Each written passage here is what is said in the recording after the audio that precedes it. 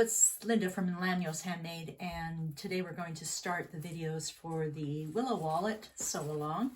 And I'm not too sure if there's going to be one video or two videos or whatever. It depends on my ability to upload these things. But we'll go through them all, and so just make sure you subscribe and turn on your notifications so you don't miss any if I end up doing more than one video. I've got them all done. I just don't know if I'll split them up or not. But I think in the reveal video I showed you that we've got lots of options to choose from. The pattern link is in the notes, and you can find out what kind of materials you need. You can do all cork, all leather, all fabric. This one was all fabric here. And, well, except for the little bits here. That I didn't repurpose leather. So, you know, plan out your project, decide what you're going to do. One thing I will say is with the cotton, I mitered the corners, and the description on how to do that is in the pattern, but I will do a video on mitering, is that a word? Corners. And because with the fabric, you need a different kind of a seam here than with this one's just sewed down with a raw edge on this cork. So, you know, it's up to you what kind of materials you use as to how you're going to finish it off. But I'll eventually have a video on there too on how to miter a corner. So what else should we go over? Oh yes, and I was just going to check with you because like I said in the previous video, this is a number 5 zipper, but you might want to have a number 3 zipper because the number 5 zipper causes a lot of bulk on the sides too. And if you're trying to cut down on the bulk, that's one way to do it. The other way to do it is not interface the card slots or the zipper pockets, and that'll cut down in your bulk too. I sewed this on my Janome HD 3000, and I used a walking foot, and what other foot did I use? I used a zipper foot because my zipper foot is very narrow, and that way I could squeeze into the tight spots. And what else did I use? Walking foot, zipper foot. I had top stitching thread in the top, but not in the bottom because I'm trying to get through all the layers. And I mentioned the interfacing already. So that made some of the layers less. And I also used double-sided tape or glue in some spots to hold it down as I was sewing because I was going through so many layers. I wanted it really tight and flat. What else did I use? I also used a jeans needle to get through some of the bulk when I was doing these last 2 seams, even if it was top stitching. I found a really strong needle so that it would go through the layers. This one ended up being a bit thinner than this one. This one ended up quite heavy on the sides. So I'm not sure why. Maybe the cotton was a heavier weight cotton than this one. But this one ended up being an easier job to go through the bulk than this one did. So on this one I did use a jeans denim needle to try and push through those pieces. But I did get through it on my heavy-duty domestic machine. So here's the fabric wrist strap. And I've already put the interfacing on it, and I pressed the folds in. First I pressed them in half, and then I pressed in to meet the centers. And I've also pressed it like this to try and keep it flat. So this is what our wrist strap's going to look like. And first thing I'm going to do is put the swivel hook on. Just slide it on there. And then I'm going to open up the ends. And I'm going to sew them together. Right sides together. Now this is going to be sewn with a 1/2 inch seam allowance. Now here you can see I've sewed it and I've trimmed it. And when I'm sewing seams all the time, I backstitch here to try and secure the ends so they don't pop open. So now that we've got that sewn, if you've got a lot of bulk here, you can open up your seam and press it so that it stays flatter. And we're going to fold it the way it's supposed to be. kind of pops in there because we did such a good job pressing it, right?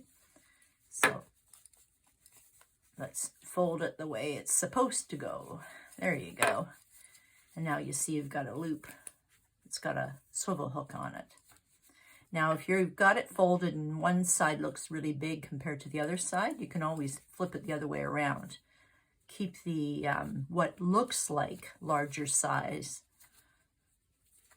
on the outside, and then that'll help you sew it. And then we're going to put this on our free arm of our sewing machine, because that helps too, and sew around the two edges, just edge stitching. And I did want to remind you that I did press it here. It's covered in thread. I pressed it again so it's nice and sharp, and I did clip down one side. And also I'm going to be using my edge stitching foot. It's probably not what it's called, but anyway, it's going to make a very nice little 1/8 of an inch stitch line all the way around. So it'll do a good job on both sides. There, I've edge stitched all the way around both sides. I can go press it again, but let's decide where are we going to put this swivel hook. Because of course, you know, some places it's more of a black pattern, some places it's a more colorful pattern, some places you've got a seam showing. So I always try and find a place that I'm really happy with, and yeah, like here. And then I'm going to sew a little box shape on the end here just to hold it. If you were doing some other material, or even with this, maybe you want to stick a rivet in there, but I'm just going to sew a little box shape right there. There, it's done. Wrist strap done. So now we can move on to our strap. And like I said, I'm making mine of cork, and I've got a lot of pieces here that I want to join together. I don't know if you've joined together cork for a strap yet, but we are going to put it together like this. These right sides together. So it's put together right sides like this, and we're going to sew diagonally from one corner to the other corner. I know where the corner is here because I've done it so many times, but you can always be careful and take a look.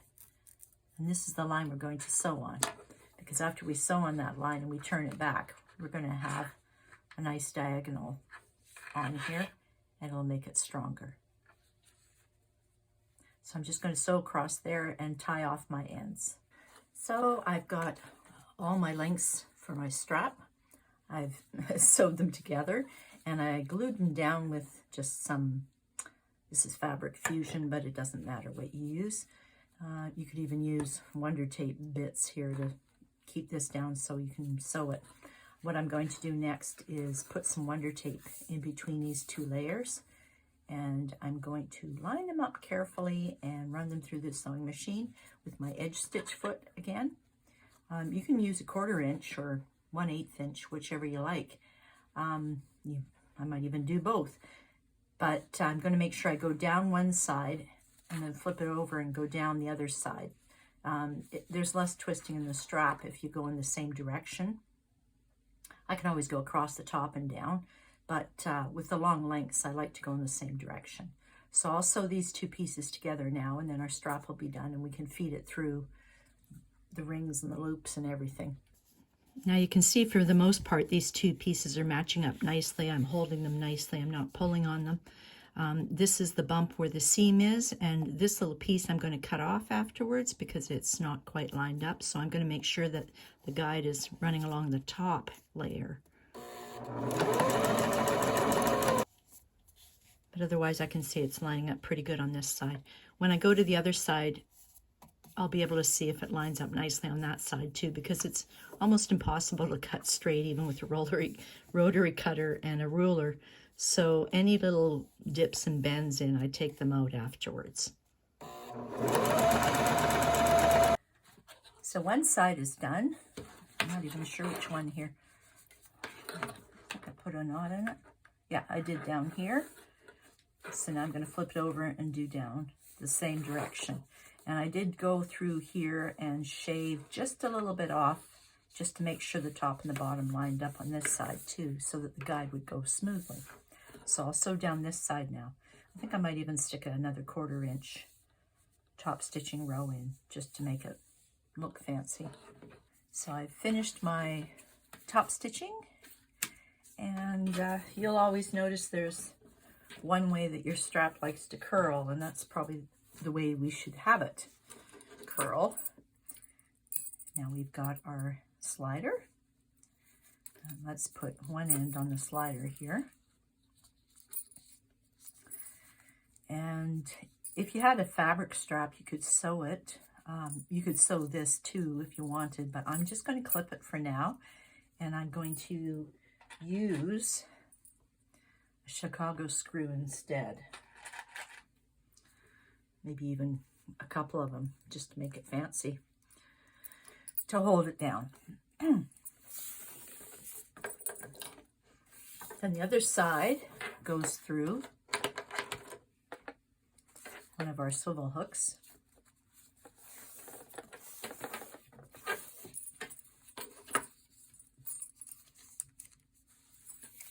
And then it goes through our slider again.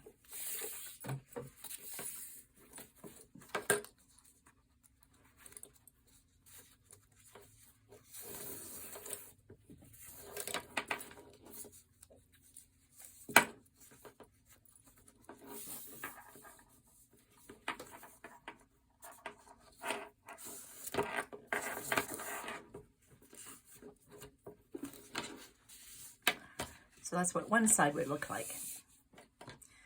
This side goes through the swivel hook again.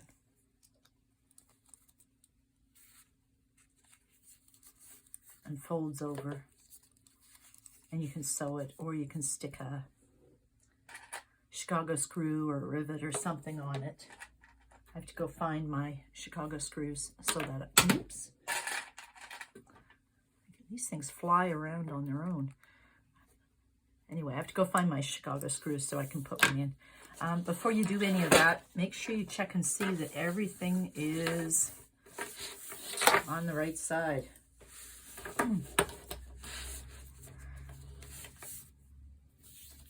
Yep. So, since I'm using cork, the only thing I have to do is put in some rivets or Chicago screws here and here. If you were using fabric or you wanted to sew it, you could sew down here and there. So now the D-ring tabs are probably the easiest thing you're ever going to make. I am using some Wonder Tape just because I want to have it not flop around too much. Basically, we're going to sew it right here just to hold the ring on. And all this is going to be hidden inside your wallet anyway, so the only thing that's going to be sticking out is your ring. So it doesn't even matter what kind of fabric or anything that you use. Of course, if you're using fabric, you should use the fabric method so you don't have raw edges. But with cork, you don't have to concern yourself with raw edges. So I'm just going to sew a little box here just to hold the rings on. And then I can put these aside because they'll be done. There, it's finished. And it's even messy, but nobody cares because it's all going to be hidden underneath anyway. So the D-ring tabs are done. Put those aside. So now let's work on our zipper pouches. I put the zipper template page down on here and lined it up nicely. And I did cut out the box, but that doesn't mean you cut your fabric out with the box. These are the sewing lines for your box. So I'm just going to draw these. And then after, I can stitch along that line. I'm going to make sure that it's all nicely centered around and pin it here before it gets too jostled.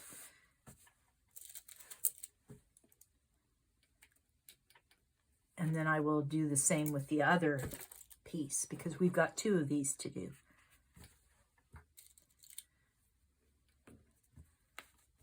So I'll do the exact same with the other piece, and then I will stitch around here because that's where the little zipper box is going to go. There we have it drawn in. Now let's cut it. Just stick a little hole to start with.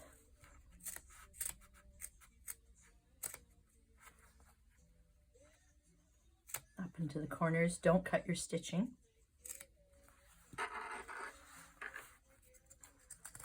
Don't get anything else caught in there.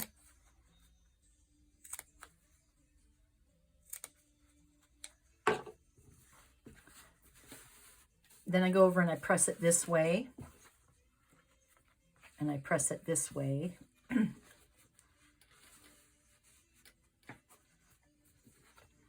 then I push it through.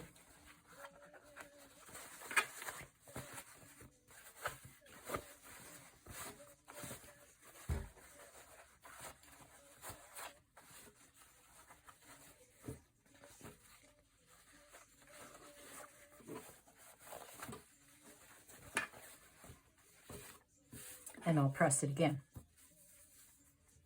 So I'll go press this right now, and then after, when we come back, we can put the zipper in underneath. So let's put our zippers in now. You see we've got our boxes all nicely pressed. We've got our zippers ready. I use zipper tape, so that means that I have to sew my own stops on both ends so that my zipper pull doesn't fall off. These are number 3 zippers because they don't take up too much room.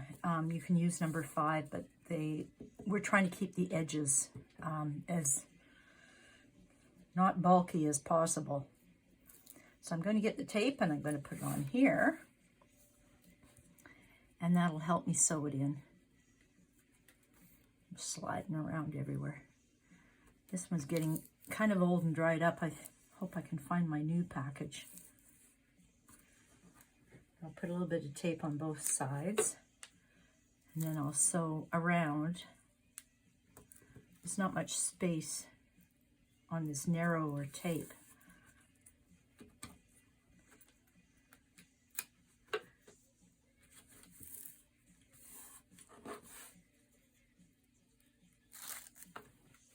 Just take a backing off.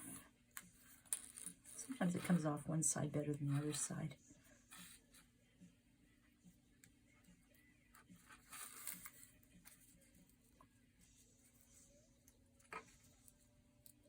There we go. And then we'll put it under here, place it nicely, evenly. I think I better pull this in a bit so I've got some room. And we want it centered nicely right over top of this, so that we can edge stitch all the way around here, and that will sew our zipper on. Let's see what the other side looks like. Yep. Now I put my pulls on this side because that's where I like them. And then when the pouch is ready afterwards, your pull will be on this side. So when you're doing this, consider if you like the front, because that's what might be showing. This is going to be against your bag, so you won't always see that side. So if you're using directional fabric, it's okay to go this way because you can have little heads all facing this way, and they'll be upside down the other side, but nobody's going to see them because that's going to be inside your bag. People might see this a bit more. So let's sew this around. So this one's sewn on now.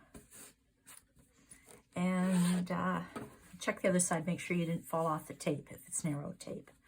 We'll put this one aside and do the other one, and then we'll come back up and close this one up. So now let's sew up the actual pouch. So let's get the 2 outer layers pinned together here. This way we can make sure they stay out of the way.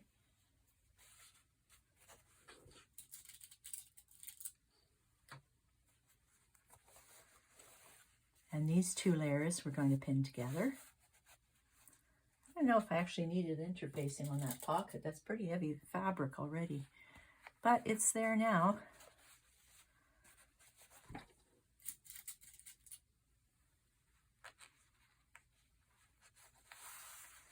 And first we're going to sew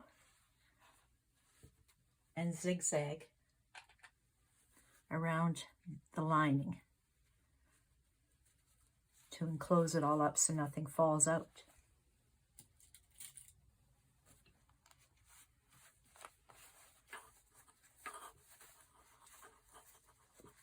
Be careful going over your zipper. That's why number 3 zipper is less bulk. But we're going to sew around here on our lining first, and we're not going to touch the outer layers here. Make sure you pin them out of the way so they don't cause any problem. I'm going to crumple them up like this. I'll do the same with the other one too, because we've got this one to do too. And pin this together and sew around. So now both of these are pinned up, and I want to make sure that you don't trim anything off.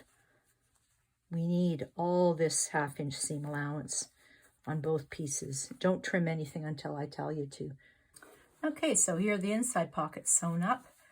I did not trim anything. I just did the seam allowance. And here's the other one. Again, I didn't trim anything. We need all this fabric here. We can't trim it down or else it won't fit. So now let's undo it. You can peek inside and see that it's a real pocket now. If you want to go press it, because it might be easier to sew if it's pressed nicely, you can do that. I think I might, because it's kind of pulling up on one side. And then what we're going to do is line up these edges, and we're going to sew this side.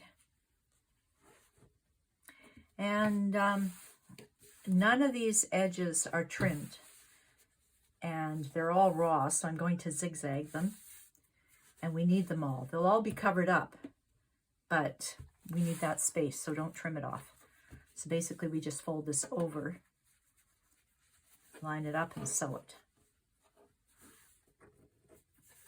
Might be a bit hard to see with the black, but I'll show you when I finish going down and around. Okay, so there you have it. There's our pouch. I just roughly sewed the sides on both of these. Now, think about it. Which way is our zippers going? Which way? I want them on this side. I do like that orangey color. Oh, good. There's more orange on this side. So this is how we're going to use it. We don't need it yet. I didn't trim anything off because we need this width. And I'll put these aside and start on the card slot pockets. So now we have those dreaded card slot pockets. I always start by sticking a B at the bottom because my measurements start from the bottom and they go up. So measure and draw your first line. Check both sides are right. Both sides. Measure. Make sure that both sides are the exact measurement they're supposed to be. And keep going up with all the measurements, drawing your lines. I always leave extra space on the last one so that we can make adjustments so that none of your fabric's wasted. You don't have a problem. And that will go and get pressed. When you're using these friction pens, your lines will disappear with the heat of the iron. So I also have this thing I use that tells me I put it right on the line and I fold it and I press it, and then that way it's all even too.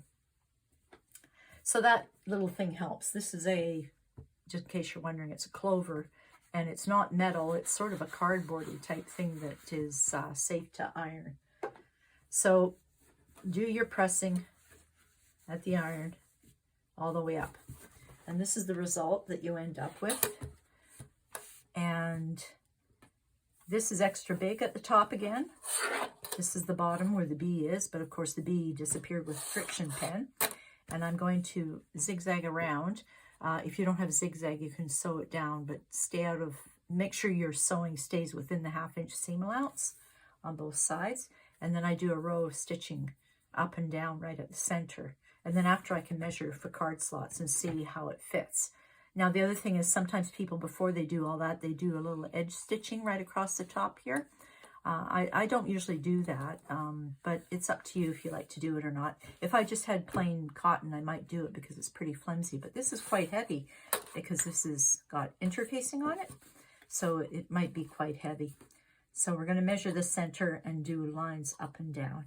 Oh, and the other thing you can do to hold down your folds if you want is cut a piece that's the correct size and press it on here of the fusible interfacing, and that'll hold your folds down while you're sewing them too.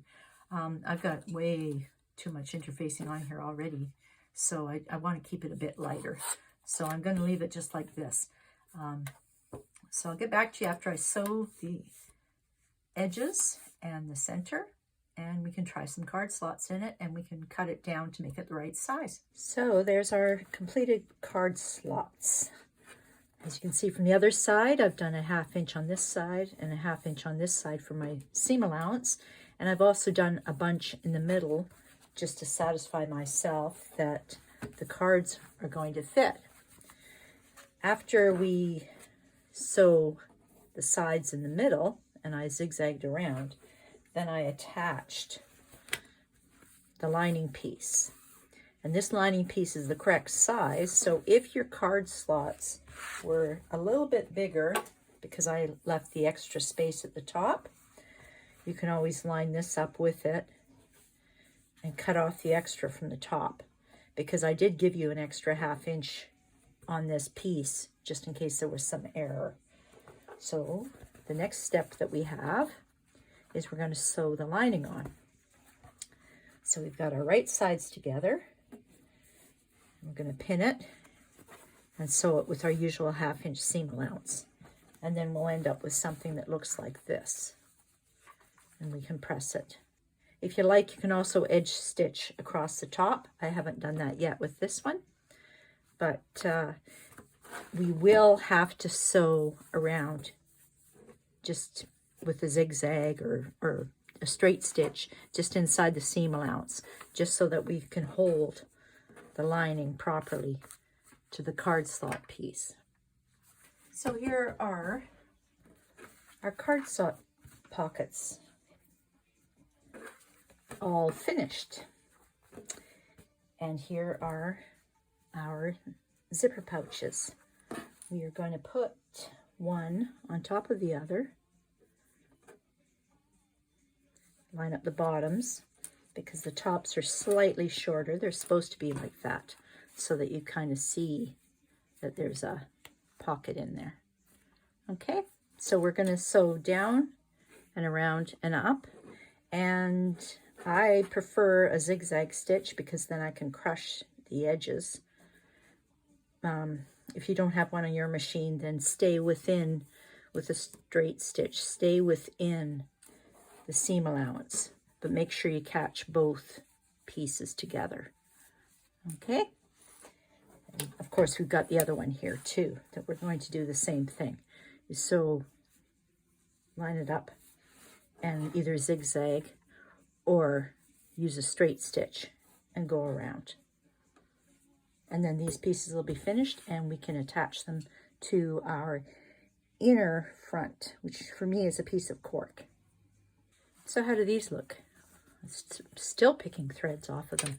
There's your card slots, and there's your zipper pouch. And I made sure to add a little pole on there that said handmade, so I've got them on both of them.